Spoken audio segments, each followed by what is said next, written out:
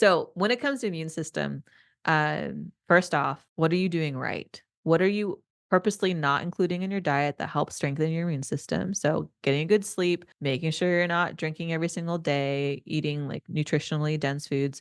But if you want to support it even further, black cumin seed oil, Nigella sativa. In ancient Egypt, it was known to cure everything but I love this.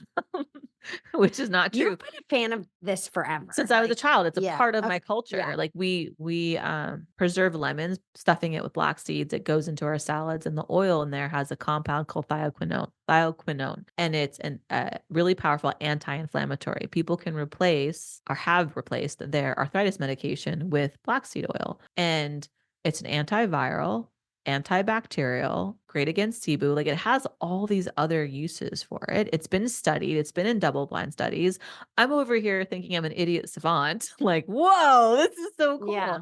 So, what I tend to do in my practice is I'm leveraging the different spices and the different herbs and the micronutrients that I know are helpful, and then noticing this empirical like evidence, like, this is so interesting. This is happening among clients, even though I believe it to be so. And then I'm like, let's go reverse engineer why this is happening. And then I find out these things. I'm like, great, this is staying in the repertoire. This is now becoming like a standard in the eat, play, crush, whatever protocol. So black seed oil, big fan of that. And then things that people overlook with their immune system is, are you getting enough vitamin D? Are you getting enough zinc? Are you Yeah, getting enough lysine? L-lysine is known as the amino acid for cold sores. yeah. Well, why do you get a cold sore? Because your immune system is down. So why are you taking L-lysine to help mitigate the L-arginine, but also to strengthen your immune system? So when we're traveling with our athletes or entertainers, we're upping our L-lysine dose too to help with their immune I'm system. obsessed with monolaurin. Have you heard of No. monolaurin? It's like does the same thing as L-lysine, but like 3 kids under 5. Adam will get sick. Like I am notoriously the one that like everyone goes down, like I'm going down, and Adam used to be like the one who would never get anything. And Yeah. now the last few times, like Adam had the flu, I took care of the whole family,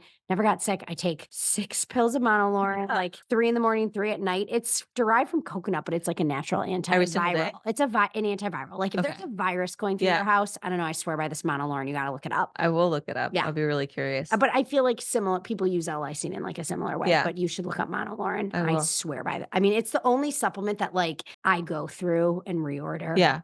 frequently.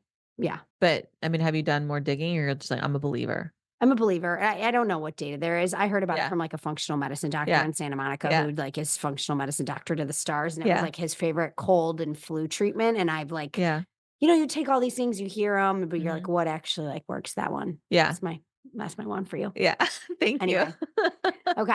And I mean, zinc and vitamins, like zinc, you can test easily in blood work, and vitamin D. I mean, I feel like that's such a people miss that one. That's what blows my mind is, I guess unless you are a socially awkward, pale, pasty biohacker saying taking it, nobody takes it seriously. Like say it's just we tend to overlook things until a certain guru says something and then like Yeah. we'll pay attention to it. Yeah. So like people were over here concerned about the silliest of things. And I'm like, have you just tried eating better? Yeah. Like We're majoring in the minors. A 100%. lot of majoring in the I minors. when people ask me those questions in the AMAs, it's hard for me not to eye roll, and I don't mean to be condescending when I eye Yeah. roll, but I'm like, "You're asking me about the most obscure supplement. Did you go drinking last night?" Yeah. Like No, I hear you. I think there's a lot of major. It's a lot. It's easy to get like swept up in these little like buzzy things. Yeah. I think people waste a lot of money on supplements without fixing something else. Like you're wasting so much money. There is I'm spacing on who said this. I'll try to remember it. Maybe if you have shown it to include it. But this functional naturopath said America has the most expensive urine. Oh, that's good.